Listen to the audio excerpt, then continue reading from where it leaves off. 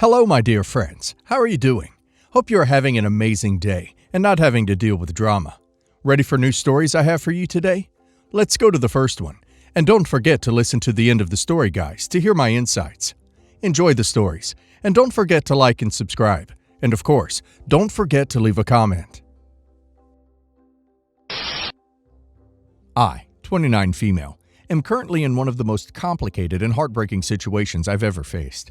And I need help to know if I'm in the wrong for how I've handled things. This situation involves my ex-husband, Nick, 32 male, his younger girlfriend, Jessie, 25 female, and my newborn daughter, Ella. To say things have been tense would be an understatement. I feel like I'm stuck in the middle of a nightmare that I just can't wake up from. Nick and I were married for 7 years. We met when I was 21 and he was 24. I was working as a receptionist at a small company, trying to get my life together. And Nick was just getting started in his career. We hit it off quickly, and within 2 years we were married. Everything felt right, and I thought we were building a strong foundation for our future family. We started talking seriously about kids after 3 years of marriage, but Nick wanted to wait a bit longer so we could enjoy life before settling into parenthood. I was okay with that at the time, because we both wanted kids eventually, and we were happy. Or at least that's how it felt. We traveled a little, enjoyed date nights, and settled into the life I thought we'd always have. Then, Nick started spending more time at work. He worked in finance, and long hours were a regular part of his job, but it seemed like he was always working late or meeting up with colleagues after hours. I tried to be supportive because he always said he was doing it for us, for our future family. But it started to become a routine where he was hardly home, and when he wasn't present. He'd always be on the phone, checking work emails or texting. One name kept coming up whenever he talked about work: Jessie. She was a new hire in his department, and Nick praised her constantly. At first, I didn't think much of it. He'd mention how smart she was, how quick she picked things up, and how good they worked together. He'd talk about how they collaborated on projects and how they often stayed late to finish tasks. I figured it was just a professional bond. I trusted Nick completely, and I didn't want to be the paranoid wife who questioned every interaction with a female colleague. But over time, things started feeling off. Nick would talk about Jessie with more excitement than he talked about anything else. He'd mention they had grabbed coffee together before work, or they had stayed late going over project details. Even our weekends were affected. He'd say Jessie called him for a work emergency, and he'd rush out the door to go meet her. I questioned him about it a few times, but he'd always brush it off and say I was overthinking things. He insisted it was all work-related, and I had nothing to worry about. But something about it just didn't sit right with me. When I finally got pregnant after months of trying, I thought things would change. I was excited, thinking that this would bring us closer, that Nick would be more involved at home and finally shift his focus back to our relationship. I was about 4 months pregnant when the bomb dropped. One night, Nick came home late, as usual, and sat me down at the kitchen table. He looked nervous, and my heart started racing because I knew something was wrong. That's when he confessed that he had been having an affair with Jessie for the past year, and she was pregnant too. My world shattered in an instant. Nick told me that he hadn't planned for this to happen, but he had developed feelings for Jessie over time, and they had been seeing each other outside of work. He said Jessie had just found out she was pregnant, and they were planning to be together. He apologized for hurting me, but his words felt empty. He had already made his decision. He told me he wanted a divorce and that he was moving in with Jessie immediately to do the right thing for their baby. I was devastated. Here I was, pregnant with his child, the child we had planned and dreamed of, and he was walking out on me for someone else who was also pregnant. He left that night, and I was left alone, trying to pick up the pieces of my life. The man I thought I'd grow old with had not only betrayed me, but had done so while I was carrying his baby. The following months were the hardest of my life. I went through the rest of my pregnancy alone, dealing with the emotional fallout, the stress, and the loneliness. I had a few friends and family members who supported me, but nothing could take away the pain of Nick's betrayal. Meanwhile, I heard from mutual acquaintances that Nick and Jessie were playing house, preparing for their baby, and living like a happy couple. I could barely stand to hear about it. Then, the unexpected happened. Jessie lost the baby. As much as I resented her, I couldn't help but feel some level of sympathy. Losing a child is a pain no one should have to endure. But that sympathy quickly vanished when Jesse began obsessing over my baby. Nick started pushing for more time with Ella, which I understood. He's her father, after all. But every time he would see her, Jesse was there too. She started inserting herself into conversations about Ella's upbringing and trying to be involved in decisions that had nothing to do with her. It made me deeply uncomfortable. Things got worse when Jesse started openly treating Ella like she was the child she was supposed to have. She'd make comments like, "Ella's lucky she's here after what happened," and "It's like fate gave us a second chance with Nick's daughter." The way she spoke about Ella wasn't just unsettling, it was possessive. I expressed my concerns to Nick, but he brushed me off. He said Jesse was still grieving and that I should be more compassionate. I tried to explain that while I could empathize with Jesse's loss, it didn't give her the right to act like Ella was her child. But Nick wasn't hearing it. In his mind, Jesse was part of his life now, and by extension, part of Ella's life too. He told me that whether I liked it or not, Jesse would be involved because they were together, and that he planned to spend time with Ella at their home. The thought of Ella being around Jesse, especially given her obsessive behavior, made me sick. I tried to limit Nick's visits to supervised ones at my house, but he started pushing for overnight stays, which would mean taking Ella to his home where Jesse lives. I refused. I told him I wasn't comfortable with Jesse being around Ella, and I felt like she was trying to use my child to fill the void of her own loss. Nick got furious, accusing me of trying to keep him from his daughter and being unfair to Jesse. He said I was being petty and that Jesse deserves a chance to bond with Ella, given the circumstances. But I can't shake the feeling that Jesse's interest in Ella goes beyond just being Nick's girlfriend. I worry about her mental state, and I'm terrified that she sees Ella as some kind of replacement for the baby she lost.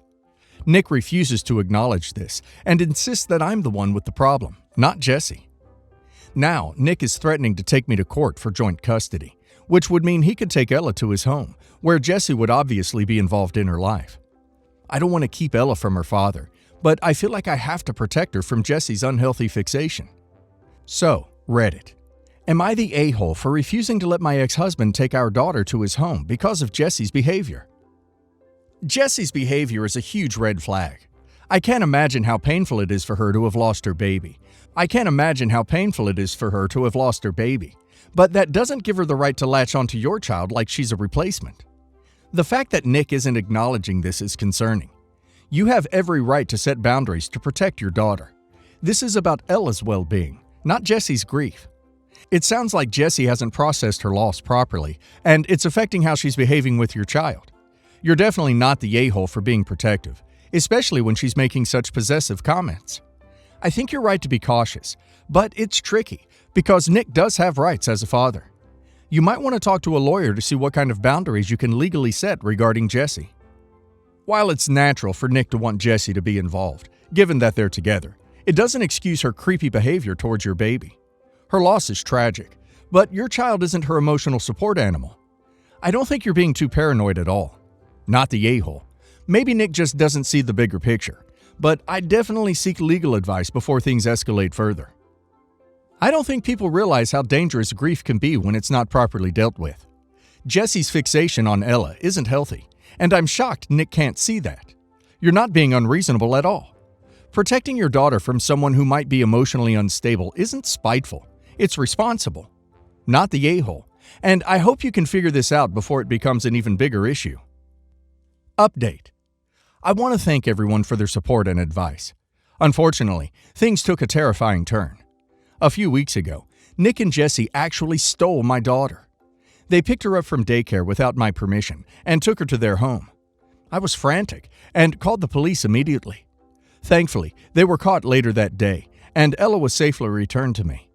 After this incident, I took them to court. The judge ruled that Nick can no longer have unsupervised visits with Ella. He is now only allowed to see her under strict supervision, and Jesse is not allowed any contact at all. I'm relieved that the legal system acted quickly, and I'm doing everything in my power to make sure Ella is safe from now on. My fiancée Kay and I got engaged 2 months ago after 3 years of dating. I hadn't given her an engagement ring until about a week ago. I recently found a ring at an antique shop that I thought Kay would love. She had always wanted her engagement ring to be more than just a diamond. It has a sapphire ringed with smaller diamonds. and this ring fit her personality and wishes perfectly. I organized an engagement party for last weekend with our friends and her parents while they were in town. Her parents live out of state. I told her about the party and that there would be a surprise, the ring, during it. We were really excited to celebrate with everyone. As I was about to give a toast and present her with the ring, Kay's father, A, interrupted. He said that as everyone knew, I hadn't given her an engagement ring, and that he would like to give her a traditional family ring in lieu of my giving her one. She liked it enough. I didn't want to say anything in front of everybody, so I was a bit more subdued for the rest of the party than I might have been. No one seemed to notice except Kay, who asked me about it after the party. I showed her the ring I had picked out, and she was overjoyed. When I asked about the family ring, she said she'd wear it on her other hand, but she wanted to wear mine for our engagement. I was a little nervous to tell her parents. They tend to be touchy and overbearing about things like this.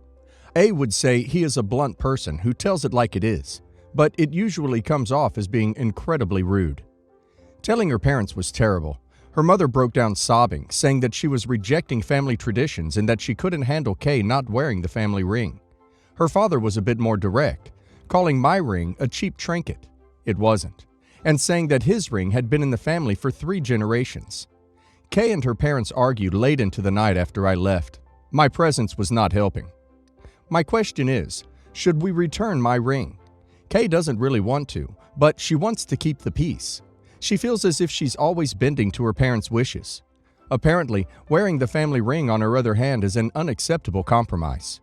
Should we stand firm or return the ring she loves for the sake of peace? Do not return the ring you got.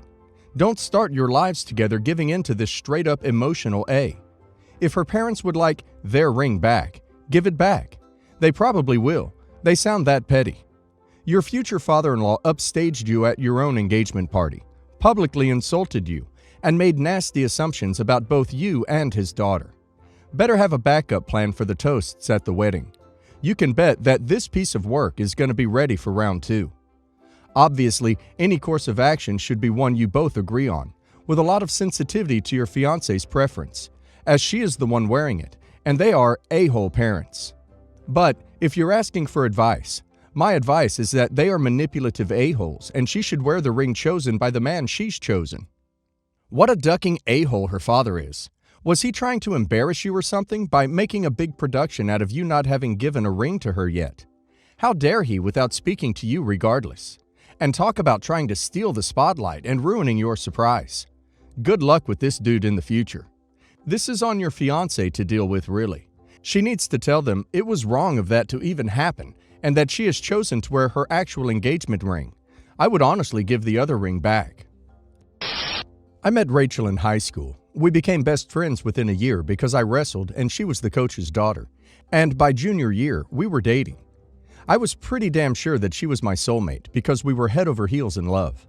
We went to the same college, traveled a lot together, and graduated at the same time. Her parents knew me. Of course, her father knew me from coaching, and my parents knew her. 1 year out of college, Rachel and I moved in together in a small industrial town in the Midwest of the USA. She had a good job there, and I worked from home as a consultant. So our setup seemed perfect.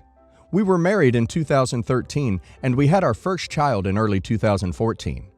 Those 2 years were the happiest years of my life up till that point, by far. But then she got pregnant again in December of 2014. She asked me if I wanted to have a second kid at that point, and I was honest when I told her no. We were busy with the first one, and I wanted to realign some of my attention back to my craft as well. She said that she wanted to keep the child, and I asked her if she was willing to sit down and go through the pros and cons of having the kid now versus waiting a little bit. Rachel said no, not at all, because she loved the kid just as much as she loved our boy, and A was off the table. When we realized that she was not willing to compromise, she asked me if this would affect our relationship. I told her that it definitely would. I wasn't going to force her to get an A, but I felt that having a child needed to be a unanimous decision. And when she usurped complete control of that decision, then I would obviously feel differently about what's between us. That conversation happened January 18th, 2015. That was the last time I ever saw Rachel. The next day, she was gone. I mean, she literally disappeared from our house, leaving me and our son behind. I blew up her phone, then called her parents, then called the cops. There was a big investigation. I had to be questioned, and I had to get a lawyer. The lawyer helped a lot when the newspaper articles started coming out. She was officially a missing person. 2 months after her disappearance, her parents cut contact with me. I felt so much crushing guilt about letting my wife disappear like this. There was a part of me that was convinced that I had gone crazy. I thought maybe I'd kayed Rachel and forgotten about it somehow. I was scared and confused and angry. My parents came over periodically to help with the kids so that I could get some rest. During this time, my father suggested that I need to start seriously thinking about what life looks like moving forward. It took 6 months for me to get used to life without my wife. In July of 2015, I filed for a divorce by publication. I thought it would help me move on with my life. During those 6 months, I struggled with the weird stares that I got, the rumors that spread around the neighborhood, and the feeling of deep and sudden loss. I'll admit that I contemplated taking my son's and my own life so many times. I felt like my son deserved so much better. My father's words anchored me down. Or maybe I was just too much of a chicken to actually end it. In October of 2015, I met Genevieve. She was the head of sales at one of my biggest clients, and she invited me to their company Halloween party. I thought it was ridiculous, but something inside of me told me that I should give it a go. I'd never met her in person before because I've always dealt with her boss, but she said that she had wanted to meet me for a long time. Said that her boss had nothing but good things to say about me. She spent that Halloween party basically sugaring me up, and at the end of the party, she asked if I'd like to grab dinner sometime. I laughed it off and told her that I wasn't looking to date. That was the short answer. The long answer was that I had severe trust issues and my entire neighborhood was 85% sure that I had kayed and buried my last wife. It's March of 2017 now, and I'm married to Genevieve. My son knows Jeannie as his mother. We've since moved to a larger house a few counties away from my old home. My boy has a little stepsister, mine and Jenny's newborn child. It feels like I've lived 2 lives. My first life ended violently when Rachel disappeared. My second life began when I got divorced and moved on. Once every few months, someone asks if I'm the guy from the news stories a few years ago. And I tell them that yeah, it's me. But I promise, I didn't kay my wife. But last weekend, my phone rings, and I see Rachel's name on the caller ID.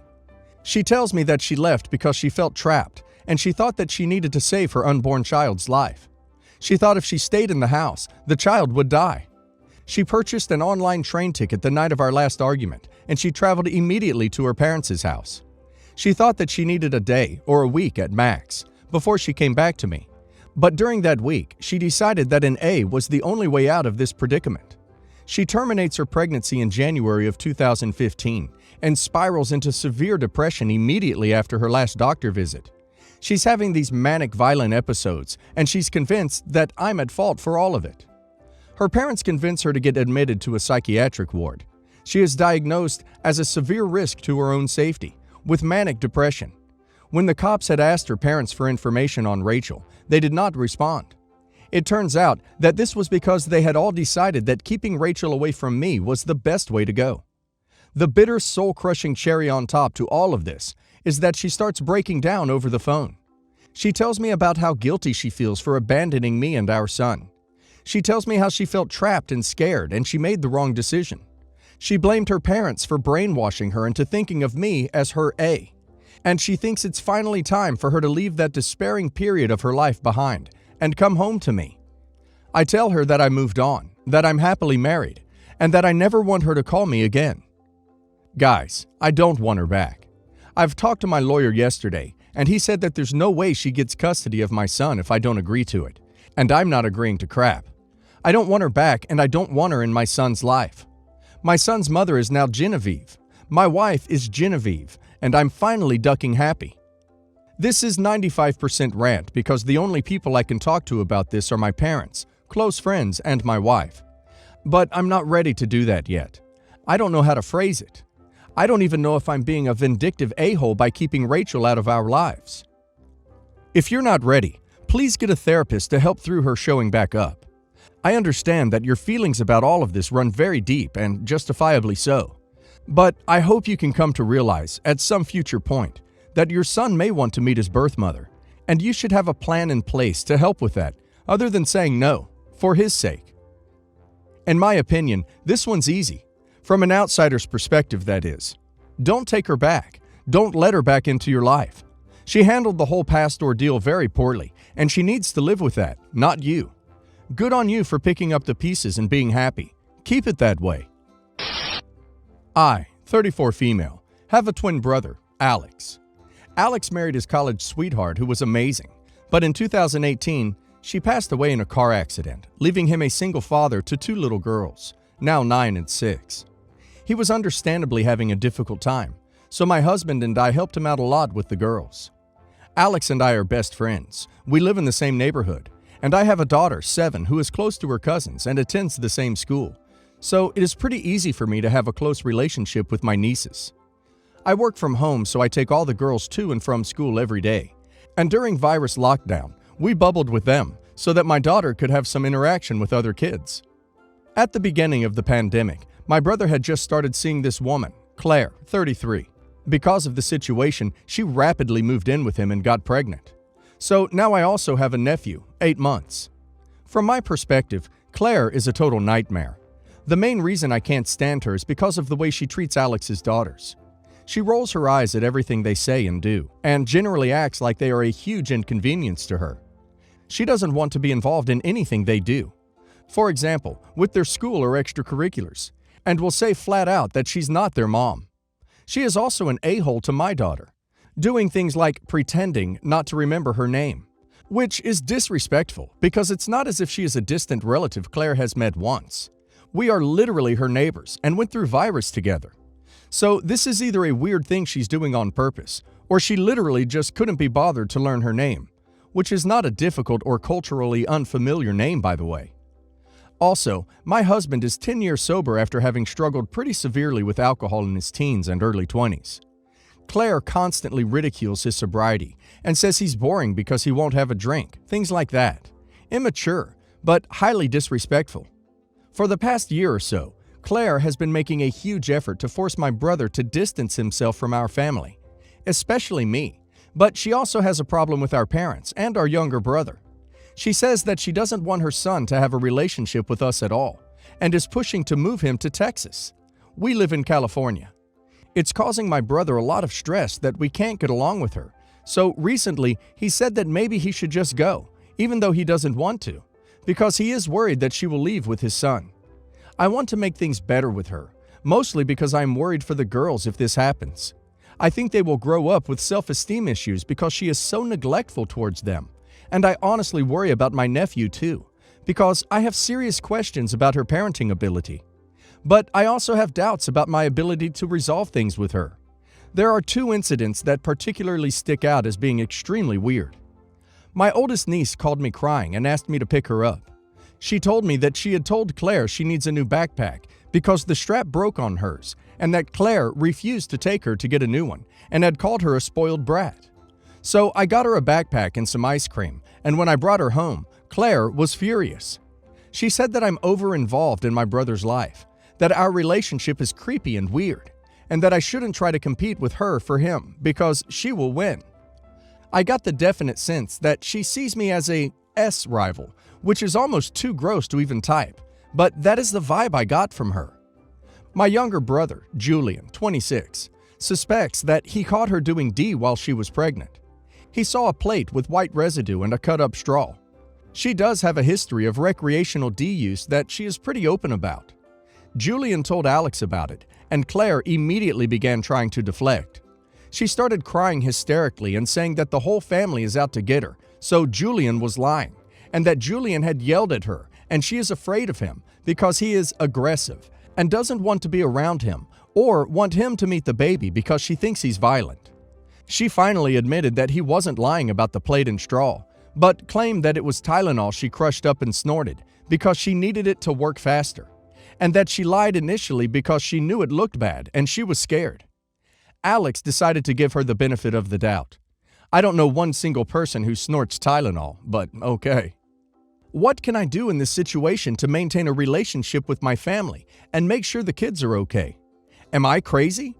I am willing to admit I have a closer relationship with them than most aunts and nieces do, but that is because of their mother's death, and I don't know how to scale back now without them feeling abandoned. Especially because Claire won't even get them a new backpack or go to a soccer game. I also will admit I'm closer to my brother than a lot of siblings, but we are twins, and I do feel like on the spectrum of twin relationships, we are actually not that bad. How does your brother feel about all of this? I mean, for him to become a widower with young children at such a young age, I couldn't imagine how difficult that must have been. And now on top of that, he's found himself living with and having a child with someone he doesn't really know, but is learning she's, well, awful. The idea of leaving her, breaking apart a family, may just be too scary for him to think about. This woman is an A.